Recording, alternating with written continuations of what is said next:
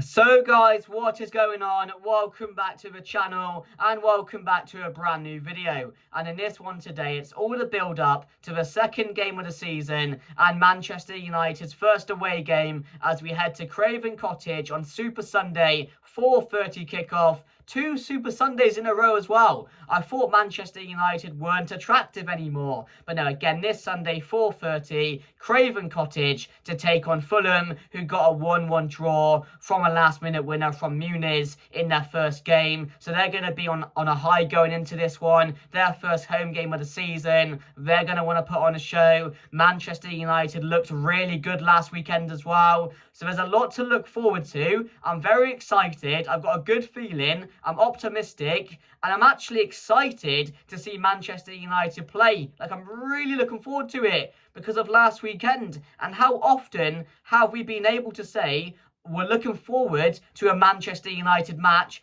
over the last year? 2 years maybe? Not many times. So it's a good feeling. I'm optimistic and I can't wait to see Manchester United play football again. And if you guys are as well, then please make sure to drop a like on the video. That would be greatly appreciated. Please make sure to share the video and also make sure to drop your score predictions down below and your thoughts going into the game. Can we beat Fulham at Craven Cottage? Let me know down below. And can we get our first win of the season? Because that would be great, wouldn't it? And I've got a good feeling we are going to as well. So I'm looking forward to the game. But yeah, drop your score predictions down below and let's get into it by starting off with some transfer news. It's coming up to the last week of the summer transfer window, so it's going to be deadline day soon. There's going to be a lot of deals going on, you know, including Manchester United, because for us, it's a massive week. Not only do we need to get a midfielder and a goalkeeper in the last week, which I do not think is going to happen. Maybe we'll get a late deal, more of a midfielder than a goalkeeper for me personally, although both positions are priority and we desperately need a keeper considering what we saw last week. So maybe you guys are in the boat of a goalkeeper being more priority than a midfielder. But again, that's a big position, isn't it? The midfield. The whole control of the game really goes on the midfield area, doesn't it? So maybe that's more important than the keeper. But then again, how many times has a keeper mistake cost us in the last couple of years? For many years, actually. We've not had any good keepers other than David De Gea. That's the last one that was good for us, really. So, let me know your thoughts down below. Are you team midfielder or are you team goalkeeper going into the last week of the window? But also the outgoings. First of all, we got to get rid of Højlund, who again, we want, I think it's an obligation with a buy, a loan with a buy. For Napoli at the moment, we saw it was AC Milan, but they now have signed Boniface, so it doesn't look like Højlund will be going there. And hopefully now he will join Napoli. That's where I want him to go now, and I think that'll be a really good deal for him. That's a team which are going to go really far this year in Serie A. They won it last year. They've got a lot of quality, and yes, it's a slower pace from the Premier League, but I just think this will really help him get back to full confidence, and then maybe, you never know what could happen. They could buy him straight out, or he could come back next season a lot better and hopefully kick on, because he's still young, he still has to mature, he's still got a lot of improvement in his game, and you can see that from, it was a bit of immaturity, wasn't it, in his game. He's lacking confidence, and you know what happens when Manchester United players lack confidence? They just go off the scale. A lot of them do. So maybe this move for him would be perfect. But yeah, hopefully a move to Napoli before deadline day is essential for him. I don't want to see him stick around because that wouldn't be good for his career. So we have to make sure we let Højlund go. And then Chelsea and the Garnacho situation, who knows what's going to happen with that? I think it will be a deadline day situation, because Chelsea value him at 25 million, which is an utter joke. Like I said in previous videos, if Jamie Gittins is worth 50 to them, Garnacho's got to be worth at least 60. But no, they value him at 25. What is going on there? It's never going to happen. It will be a deal which does get done on deadline day, maybe for 35, 40, but I would not let him go for less than 40 million. That's where I'm sticking it there. Right down the middle, 40 million or nothing. Or you go and rot on the bench, or with the reserves, I mean, which we don't care about. Go and do that. We're not going to miss you, mate. You've done this all to yourself. This whole situation, you've caused this one. So you better hope Chelsea pay up the money, or, you're going to be rotting in the reserves, and your career's going to be in the mud. It's up to you, mate. You better hope Chelsea do something. So with that deal, who knows what's going on? And then you've got Sancho, who keeps rejecting clubs because he's being very immature. He's being a bit of a twat. And it's sad, really, how his career's turned out. One of the biggest prospects in football, one of the most exciting players for the future, after Dortmund, come to Manchester United, and now all he cares about is money. He doesn't care about playing football. He could have gone to Roma, which would have been a really good move for him. Now they've got Leon Bailey. He could have gone back to Dortmund. He had other moves like with La Liga and Serie A. He could have gone anywhere, but he keeps rejecting clubs because he just wants money. He doesn't care about football anymore. This is how sad the situation is, and this is why none of us like him anymore, because he's just done this to his career. He'll probably pass the deadline day and he'll be transferred to somewhere like Turkey and Besiktas or Fenerbahce, and he'll probably be on loan again and then come back next time, and the same situation will go on because nobody wants to pay his wage because he's just on so much money that every club just cannot afford to pay him that at the moment, and that's all he wants. It's a major situation, which is just so frustrating because we need these players gone. And Anthony's still here as well. Is he going to go back to Betis? Is he going to find a club? I don't know. But if they stay, where are these players going to go?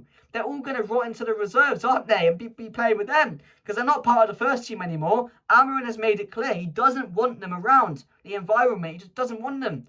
It's negativity with all those players.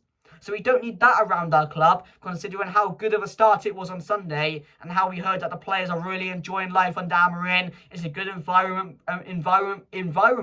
Sorry about that. Behind the scenes, with all these new players coming in, it's positive. There's a lot of optimism. So you don't want to chuck all these players back in and then it goes back to shit. You don't want that. So Malacia as well. What's happened to Malacia? So this week, guys, is a massive week for Manchester United. So let's hope all these players get sorted out before the end of the window. So that's all the major transfer news we have. We're going to have a lot more considering it's the last week of the window and deadline day is coming up. But yeah, this could be a big week or a really shit week for Manchester United. We will have to find out how it develops. But on to the game this Sunday. Away at Fulham, Craven Cottage, Super Sunday. And like I said at the beginning, there's only positives going into this game. I mean, last week's performance against Arsenal was really good. I said in my reaction, of course we lost the game, and that's frustrating because football, you have to win games. It doesn't matter how well you play, you have to find a way to get the result. But Manchester United are in such a bad position, we are taking positives out of losing games now. That's just where we are, and we have to realise that. But for me, I was really happy with the performance. The players, I mean, every player to a T was really good. I mean, not many were poor. Bruno had a few bad moments. Casemiro had a good game, which was surprising. The only one which was really negative was Agati off the bench. I just thought that was such a negative move with Mainu on the bench, who could have changed the game a lot more than Agati would. But maybe Amarin wanted more legs, and Agati will provide you that. But he was shocking when he came on, and he's been really poor recently. So he was the only one that played poorly, really. I mean, the fullbacks are brilliant. When Ahmad came on, he was class. Like I said, Cunha and Mbeumo were absolutely brilliant. Going forward, were causing so much trouble. And again, Sesko, adding him to the team this Sunday. The trifecta is there now. We're going to see Cunha and Mbeumo and Sesko together for the first time. And that's really exciting. But it's just the way we kept control of the game. Defensively solid. Going forward, we were exciting. We weren't boring, like Amarin said.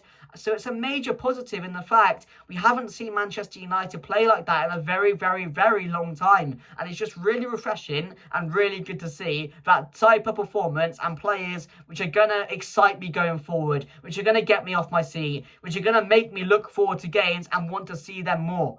And it's a shame we only have one game a week, because I want to see Cunha play every single week, twice, 3 times a week, because he was brilliant. And he's going to be that real X factor that Manchester United need this year. So I'm really excited to see them again and the team. But the thing is with me, last year, Manchester United would do well against the bigger teams. We'd play well, there'd be good performances, but it was these games against the smaller teams. Not that Fulham are a bad team, They're a very, very well-coached team. They've shown that last season, and they have some really, really good players. Willian, Muniz has, again, turned into a really good striker. And they still got Willian as well, I think. Andreas Pereira is still there. So they have players. Calvin Bassey is a great defender as well. So they have players. And Lukic in the middle, who's been really good for them last season. Harrison Reed as well. So they have players which are very good. They're a very well-coached team, like I said. And they will cause Manchester United problems, without a doubt. But Manchester United struggled last season against these type of teams. So I don't want to see the same thing. This is where Manchester United can prove to me that we've turned a corner in a way. Because we can go there and we can,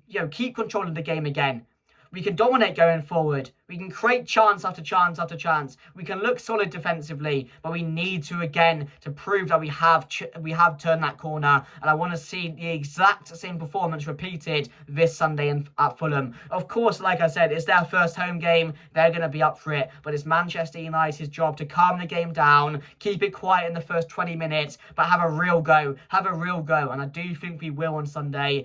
I'm just excited to see the team again. But we have to prove that last season's, what do you call it?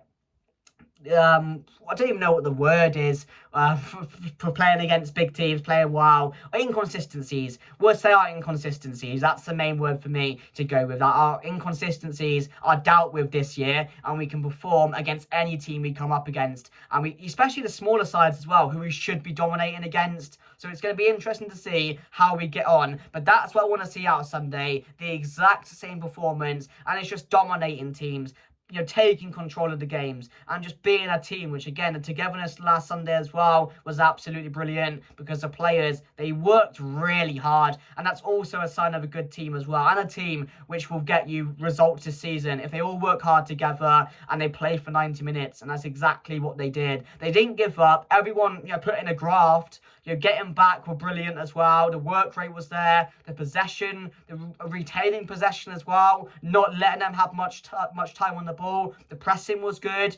It was all brilliant except from the result. So I want to see that on Sunday. I want to see us win, but I want to see us go there and be really positive and really attack Fulham and go for the game. And that's what I want to see. That's all I want to see on Sunday. So let me know your thoughts down below. But let me go through my team quickly. So Andre Onana is back in goal, officially confirmed. He will start on Sunday, which is brilliant news. But I'm going with De Ligt, Lenny Yoro, and I think Harry Maguire will start this one. And then I'm going to go with Ahmad instead of Dalot, because Ahmad's impact off the bench last weekend was superb. As soon as he came on, he was a real threat, a real live wire. Madueke stood no chance. He was really creating most of our chances in that last 20-minute period. So I would go him with Patrick Dorgu as well, which again is a real positive. So yeah, that's my back five. De Ligt, Maguire, Yoro, Amad Diallo and Dorgu. I think that's a really positive team to go with. In the middle, Bruno Fernandes will obviously start alongside who? Will it be Casemiro again, who had a really good game? Will Agate start this one?